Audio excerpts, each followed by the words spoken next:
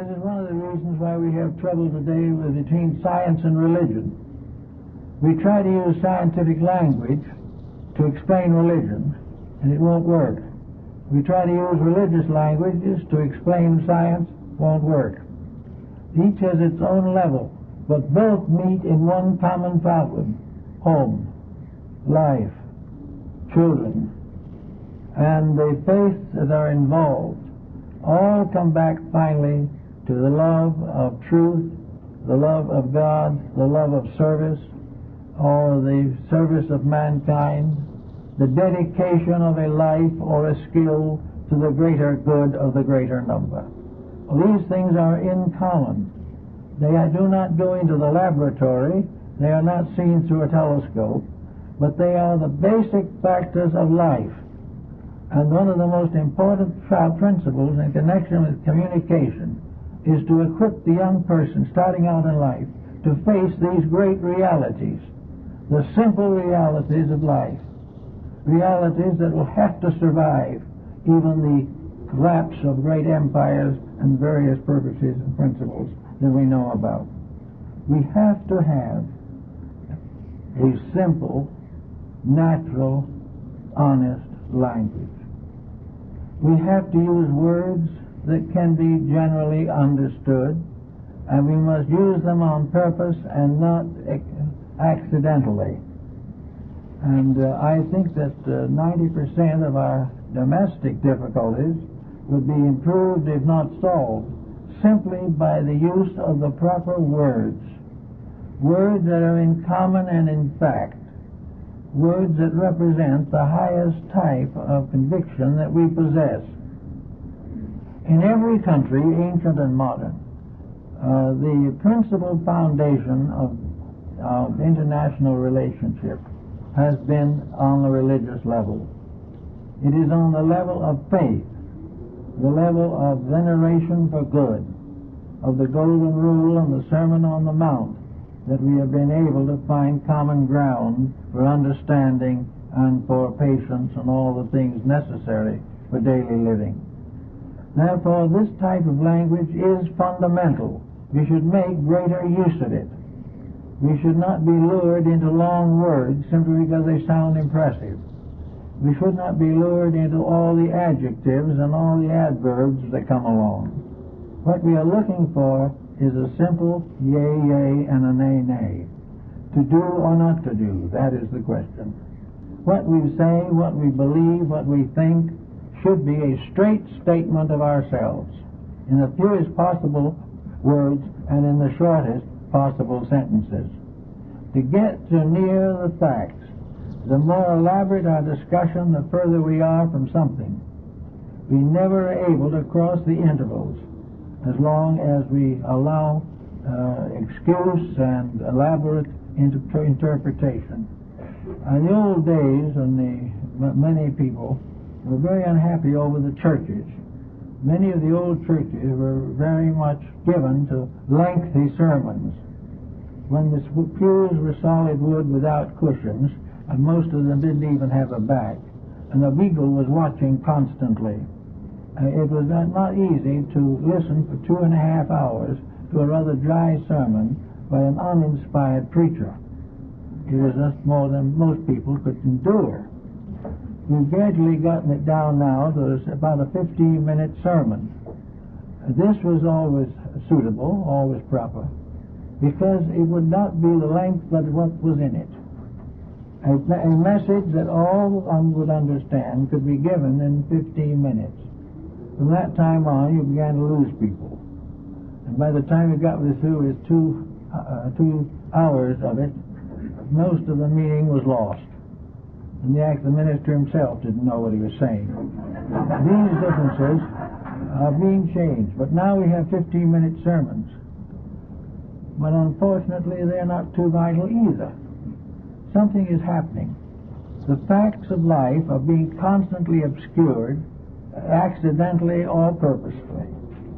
We are doing everything possible to complicate our condition so that it will be more and more difficult to understand it.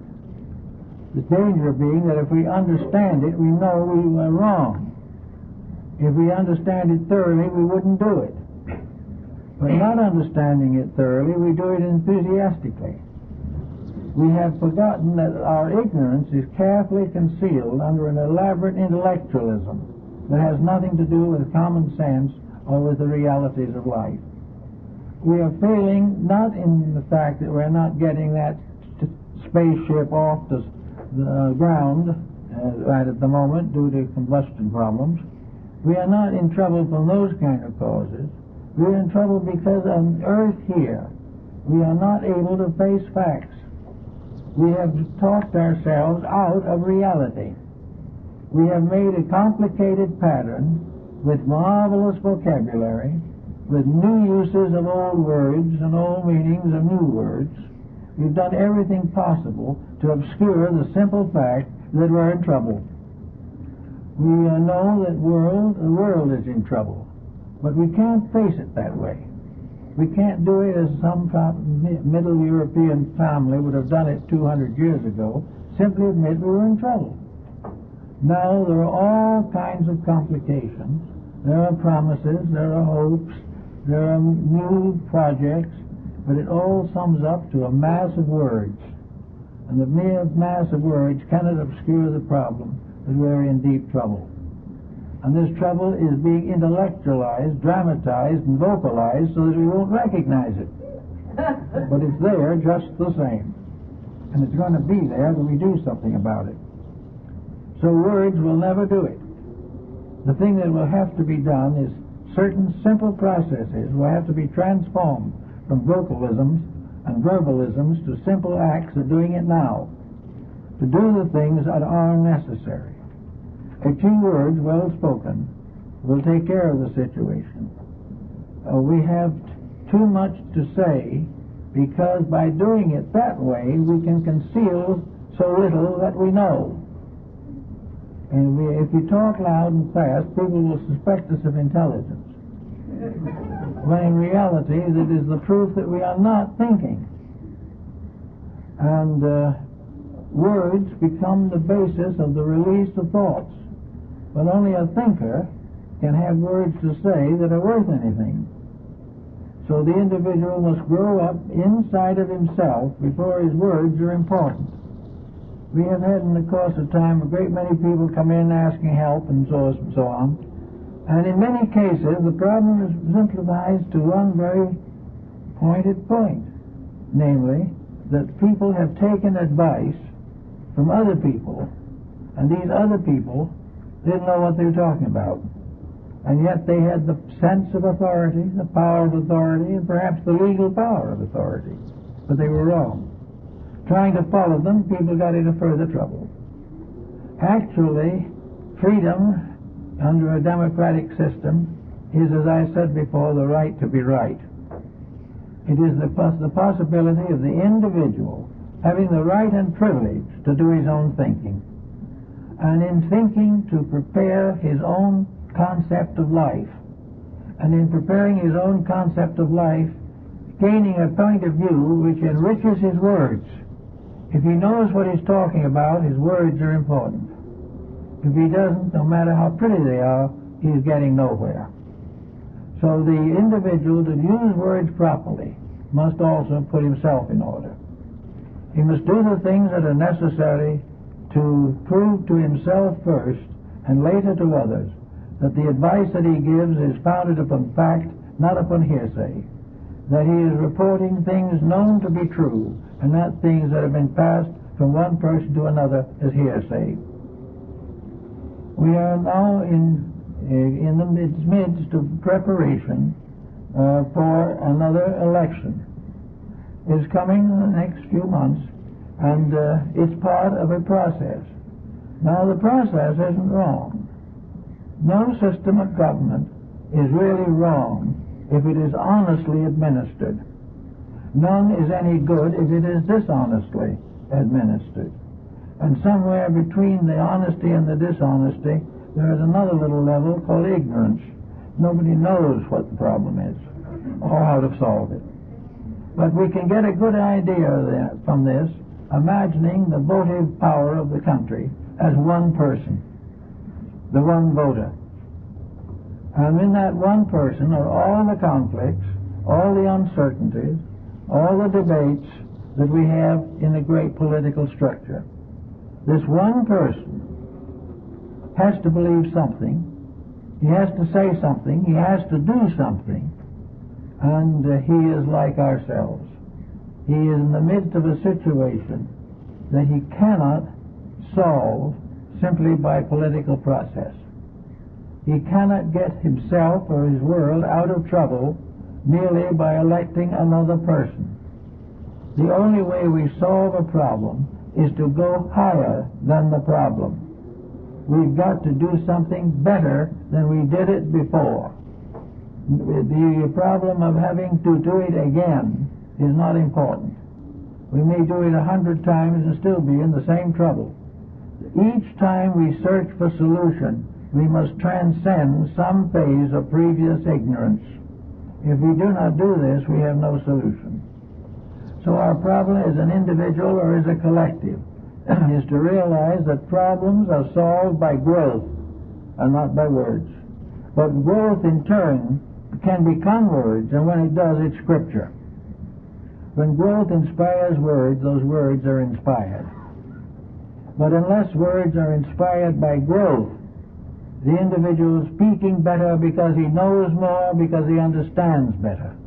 Unless these improvements are present, the words are useless. Therefore, we must, as individuals, try to solve the problems of our personal lives. We must try to grow. If we go to a psychiatrist for a consultation, we must be able to use the advice that we get constructively. If we find home problems that need solution, we have to solve them. Today we don't bother to solve them, we walk out on them. And we walk out on them because today we are not studious. We are hoping and continually hope that we are living in the fun generation. And there's nothing very funny about what's happening. But we've got to learn to grow. And to grow, we've got to stop listening to other people and begin to do what in our own hearts and souls we know is right. If we keep on taking the advice of people who do not know either, we will all be in trouble. So we have been given a mouth to speak with. And the Greeks had a little phrase for it, that we have been given 2 ears so that we can hear. We have been given 2 eyes so that we can see. We have been given 2 nostrils so that we can breathe. But we've been only given 1 mouth because that is all we need to talk with. We do not need all, we need 6 ways of taking it in, but only 1 way of giving it out. And this is a very good rule for us to follow throughout life. But we do have to grow.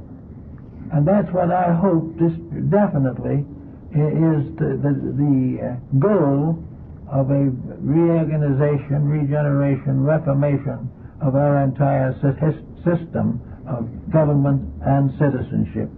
We've got to grow. We've got to outgrow waste. We've got to outgrow dishonesty.